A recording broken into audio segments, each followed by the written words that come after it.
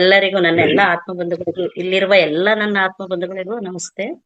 ಆ ನಾನು ಈಗ ಮೊದಲಿಗೆ ಬ್ರಹ್ಮರ್ಷಿ ಪಿತಾಮಹ ಪತ್ರಿಜಿ ಗುರುಗಳಿಗೂ ಹಾಗೆ ಸ್ವರ್ಣಮಾಲಮ್ಮನವರಿಗೂ ಮತ್ತು ನಮ್ಮ ಮಹತ್ತಾರ್ ಫೌಂಡೇಶನ್ ಮಹಾ ಸಂಸ್ಥಾಪಕರಾದ ಡಾಕ್ಟರ್ ರಂಗನಾಥ್ ಗುರುಜಿಯವರಿಗೂ ಮತ್ತು ಲಕ್ಷ್ಮೀ ರಂಗನಾಥ್ರವರಿಗೂ ನನ್ನ ಅನಂತ ವಂದನೆಗಳು.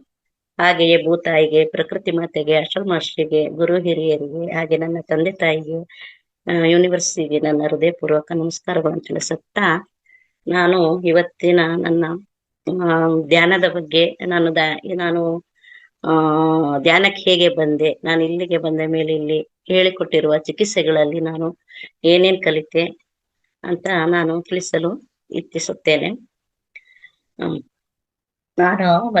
ನಾನು ಯೂಟ್ಯೂಬ್ ನೋಡಿ ಧ್ಯಾನ ಮಾಡ್ತಾ ಇದ್ದೆ. ಅಂದ್ರೆ ಒಂದು 20 ನಿಮಿಷದ ಧ್ಯಾನ ಈ ತರ ಮಾಡ್ತಾ ಇದ್ದೆ. ಫಸ್ಟಿಗೆ ನನಗೇನೋ ಧ್ಯಾನ ಮಾಡೋದ್ರಿಂದ ಮನಸ್ಸಿಗೆ ಶಾಂತಿ ನೆಮ್ಮದಿ ಸಿಗ್ತಾ ಇತ್ತು. ಮತ್ತೆ ನಾವು ಇಲ್ಲಿ ನಮ್ಮ ಯೋಗ ಕ್ಲಾಸ್ ಅಲ್ಲಿ ಒಂದ್ಸಲ ನಮ್ಮ ನಾಗವೇಣಿ ಮೇಡಮ್ ಬಂದ್ರು. ಅವ್ರು ಬಂದು ಧ್ಯಾನ ಮಾಡಿಸಿದ್ರು. ಅವಾಗ ಧ್ಯಾನ ಮಾಡಿಸಿದಾಗ ಇನ್ನೂ ತುಂಬಾ ಖುಷಿನೇ ಆಯ್ತು. ಅವರು 1 ಅವರ್ ಧ್ಯಾನ ಮಾಡಿಸಿದ್ರು. ಮತ್ತೆ ನಾವೇನ್ ಮಾಡ್ತಿದ್ವಿ, ನಾವೇ ಎಲ್ಲ ಒಂದ್ 7-8 ಜನ ಸೇರಿ ಆನ್ಲೈನ್ ಅಲ್ಲಿ ಧ್ಯಾನ ಮಾಡ್ತಾ ಇದ್ವಿ. ಅದೇ ಟೈಮಿಗೆ ಇವ್ರು ನಾಗವೇಣಿ ಮೇಡಮ್ ನನಗೆ ಮಹತಾರ್ ಫೌಂಡೇಶನ್ ಲಿಂಕ್ ಕಳ್ಸಿದ್ರು. ಅವಾಗ್ಲಿಂದ ನಾನು ಜಾಯಿನ್ ಆಗ್ತಾ ಇದ್ದೆ ಇಲ್ಲಿ. ಫಸ್ಟ್ ಬಂದಾಗ ನಾನು ಮಧ್ಯಾಹ್ನ 3 ಗಂಟೆ ಪ್ರೋಗ್ರಾಮ್ ಅಲ್ಲಿ ಫಸ್ಟ್ ನಾನು ಅಟೆಂಡ್ ಆಗಿತ್ತು. ಆಮೇಲೆ ಬೆಳಗಿಂದು ಅಂತ ಗೊತ್ತಾಯ್ತು, ಬೆಳಗ್ಗೆನೂ ಇರುತ್ತೆ ಅಂತ ಗೊತ್ತಾಯ್ತು, ನೈಟ್ ಇರುತ್ತೆ ಅಂತ ಗೊತ್ತಾಯ್ತು. 3 ಹೊತ್ತು ನಾನು ಜಾಯಿನ್ ಆಗ್ತಾ ಇದ್ದೆ. ತುಂಬಾನೇ ನಮಗೆ ಮಹತಾರ್ ಫೌಂಡೇಶನ್ ಅಲ್ಲಿ ತುಂಬಾ ಎಲ್ಲ ವಿಷಯಗಳ ಬಗ್ಗೆ ಎಲ್ಲಾನು ನಮ್ಗೆ ತಿಳಿಸ್ಕೊಟ್ಟಿದ್ದಾರೆ. ಒಂದು ಏನೇನು ಅಂತ ಅಂದ್ರೆ ಮುದ್ರೆಗಳ ಬಗ್ಗೆ ಮತ್ತೆ ಸ್ವಾಮೂತ್ರದ ಬಗ್ಗೆ ಇವೆಲ್ಲ ತಿಳಿಸ್ಕೊಟ್ಟಿದ್ದಾರೆ. ನಾನು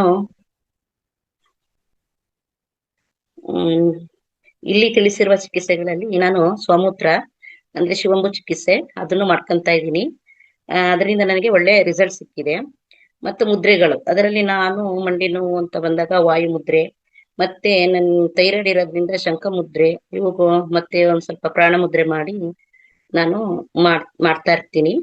ಇದನ್ನ ಡೈಲಿ ನಾನು ಅಳವಡಿಸ್ಕೊಂಡಿದ್ದೀನಿ. ಮತ್ತೆ ಒಂದು ಆಕ್ಯುಪ್ರೆಷರ್, ಇದನ್ನು ನಾನು ಅಳವಡಿಸ್ಕೊಂಡಿದ್ದೇನೆ. ಹಾಗೂ ಮನೆ ಮದ್ದುಗಳು, ಈಗ ಮೊನ್ನೆ ಶೀತ ಸ್ವಲ್ಪ ಜ್ವರ ಬಂದಿತ್ತು, ನಾನು ಆಸ್ಪತ್ರೆಗೆ ಹೋಗ್ಲೇ ಇಲ್ಲ, ಮನೇಲೆ ನಾನು ಕಷಾಯ ಮಾಡ್ಕೊಂಡು ಕುಡಿದು ನೋಡಿ ಇವತ್ತು ಸ್ವಲ್ಪ ಆರೋಗ್ಯವಾಗಿದ್ದೀನಿ ನಾನು. ಅದೇ ಏನು ಇಲ್ಲ, ಜ್ವರನೂ ಇಲ್ಲ, ಏನಿಲ್ಲ, ಸ್ವರನೂ ಚೇಂಜ್ ಆಗ್ಬಿಟ್ಟಿತ್ತು ನಿನ್ನೆ. ಮತ್ತೆ ಚಕ್ರ ಧ್ಯಾನ ಇದನ್ನು ಮಾಡ್ತಾ ಇರ್ತೀನಿ ನಾನು. ಇವೆಲ್ಲ ಅಳವಡಿಸ್ಕೊಂಡು ತುಂಬಾ ಉಪಯೋಗ ಪಡೆದಿದ್ದೇನೆ. ಮತ್ತೊಂದು ವಿಮ್ ಆಫ್ ಸರ್, ನಮ್ಮ ರಂಗನಾಥ್ ಸರ್ ನಮ್ಗೆ ವಿಮ್ ಆಫ್ ಬಗ್ಗೆ ತುಂಬಾ ಚೆನ್ನಾಗಿ ತಿಳಿಸ್ಕೊಟ್ಟಿದ್ರು. ಇದ್ರಿಂದ ಈಗ ಧ್ಯಾನನು ಮಾಡೋದ್ರಿಂದ ಏನಾಗುತ್ತೆ ಅಂತಂದ್ರೆ ರೋಗ ನಿರೋಧಕ ಶಕ್ತಿ ಇವೆಲ್ಲ ಹೆಚ್ಚಾಗಿದೆ. ರೋಗಗಳು ಯಾವುದು ಸರಿ ಬರಲ್ಲ. ಮತ್ತೆ ನಕಾರಾತ್ಮಕ ಗುಣಗಳು ದೂರವಾಗಿದ್ದಾವೆ. ಧ್ಯಾನ ಮಾಡಕ್ ಮುಂಚೆ ಇದ್ದ ಆಲೋಚನೆಗಳೇ ಬೇರೆ ಇತ್ತು. ಈಗ ಧ್ಯಾನಕ್ಕೆ ಬಂದ್ಮೇಲೆ ನಮ್ಗೆ ನಮ್ಮಲ್ಲಿ ಎಲ್ಲ ತುಂಬಾ ಬದಲಾವಣೆ ಆಗಿದೆ. ಈಗ ನಾನು ವಿಮ್ ಆಫ್ ಬಗ್ಗೆ ತಿಳಿಸ್ತೇನೆ. ವಿಮ್ ಆಫ್ ಇದ್ರ ಬಗ್ಗೆ ಹೇಳ್ಬೇಕು ಅಂತಂದ್ರೆ, ಇದು ರೋಗ ಬಾರದಂತೆ ತಡೆಯಲು ಸಹಕಾರಿಯಾಗಿದೆ. ಮತ್ತೆ ಇದು ಬ್ರೀದಿಂಗ್ ಎಕ್ಸರ್ಸೈಸ್, ಶ್ವಾಸ ಪ್ರಕ್ರಿಯೆ ಆಗಿದೆ ಇದು. ಇದನ್ನು ಮಾಡುವುದರಿಂದ ಡಿಪ್ರೆಷನ್ ಇಂದ ಹೊರಗೆ ಬರಬಹುದು. ಮತ್ತೆ ಜಾಯಿಂಟ್ ಪೇನ್ಸ್ ಏನಿರುತ್ತೆ ಅದು ನಿವಾರಣೆ ಆಗುತ್ತೆ. ಮತ್ತೆ ನಿದ್ರೆ ಯಾರಿಗ್ ಬರಲ್ಲ ಅವರು ಚೆನ್ನಾಗಿ ನಿದ್ರೆ ಮಾಡ್ಬೋದು. ಸ್ಲೀಪಿಂಗ್ ಪ್ರಾಬ್ಲಮ್ ಇರಲ್ಲ. ಮತ್ತೆ ಕೋಲ್ಡ್ ಕಾಫ್ ಮತ್ತೆ BP ಕಂಟ್ರೋಲಿಗೆ ಬರುತ್ತೆ. ಅರ್ಥರೈಟಿಸ್, ಇದು ಗಂಟುಗಳೆಲ್ಲ ನೋವು ಬರುತ್ತಲ್ಲ ಅದು. ಇದನ್ನು ದಿನಕ್ಕೆ 4 ಬಾರಿ ಮಾಡ್ಬೇಕು ಅಂತ ಸರ್ ತಿಳಿಸಿದ್ರು.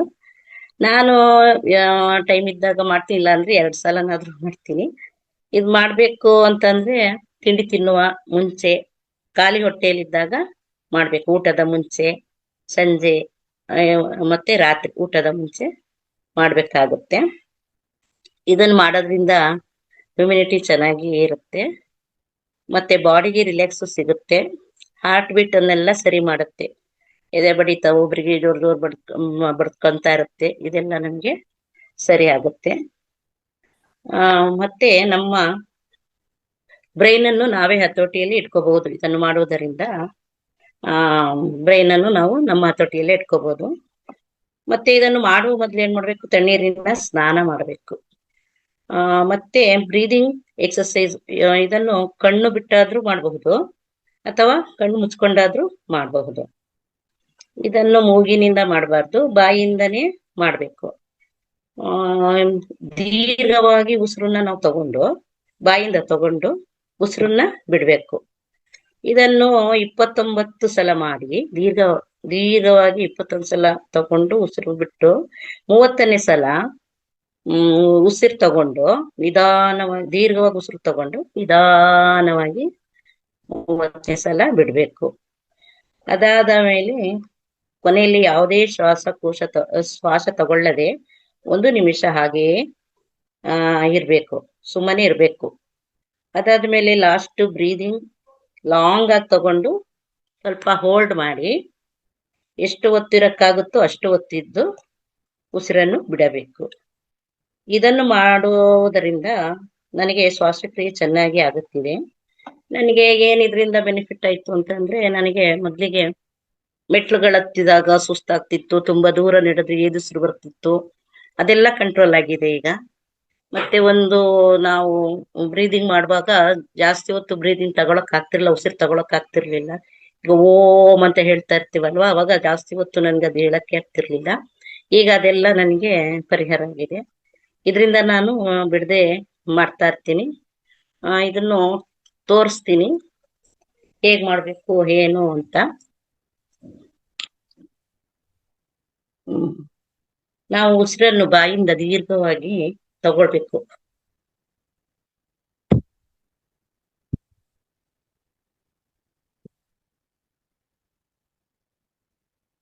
ಹೀಗೆ 29 ಸಲ ಮಾಡಿ 30ನೇ ಬಾರಿ ದೀರ್ಘವಾಗಿ ತಗೊಂಡು ನಿಧಾನವಾಗಿ ಉಸಿರನ್ನು ಬಿಡ್ಬೇಕು. ಹೀಗೆ ಮಾಡಿಸ್ಬೇಕು ಮೇಡಮ್.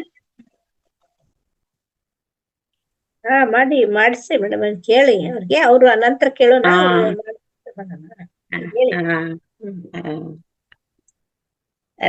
ಅದೇ ಮೇಡಮ್, ಹೀಗೆ ನಾನು ಯಾವಾಗ್ಲೂ ಮಾಡ್ಕೊಂತ ಇರ್ತೀನಿ. ಇದನ್ ಮಾಡೋದ್ರಿಂದ ನನ್ಗೆ ಒಳ್ಳೆ ಫಲಿತಾಂಶ ಸಿಕ್ಕಿದೆ ಮೇಡಮ್. ಇದ್ರ ಬಗ್ಗೆನೇ ಹೇಳ್ಕೊಳ್ಬೇಕು ಅಂತ ಇವತ್ತು ಯಾವ್ದೋ ಫೋನ್ ಬರ್ತಿದೆ ಮೇಡಮ್.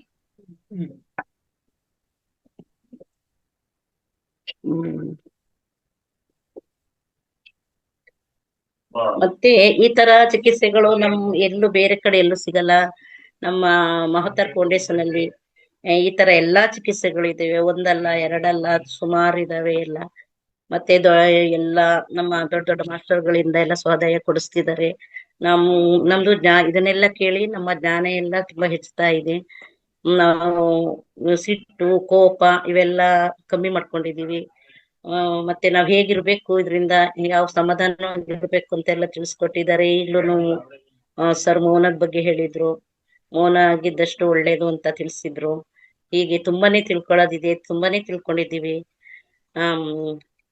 ಇಷ್ಟು ಹೇಳಿ ಮೇಡಮ್, ನಾನು ಬ್ರೀದಿಂಗ್ ಬಗ್ಗೆನೇ ಹೇಳ್ಬೇಕು ಅಂತ ಇದ್ದೇನೆ. ನಿಮ್ಮ ಬಗ್ಗೆ ತಿಳಿಸಿದ್ದೀನಿ ಮೇಡಮ್. ಈ ಅವಕಾಶ ಮಾಡಿಕೊಟ್ಟ ಮಹತಾರ್ ಫೌಂಡೇಶನ್ ನಮ್ಮ ಗುರುಜಿಗಳಾದ ರಂಗನಾಥ್ ಗುರುಜಿ ಅವರಿಗೆ ತುಂಬ ಹೃದಯದ ಧನ್ಯವಾದಗಳು.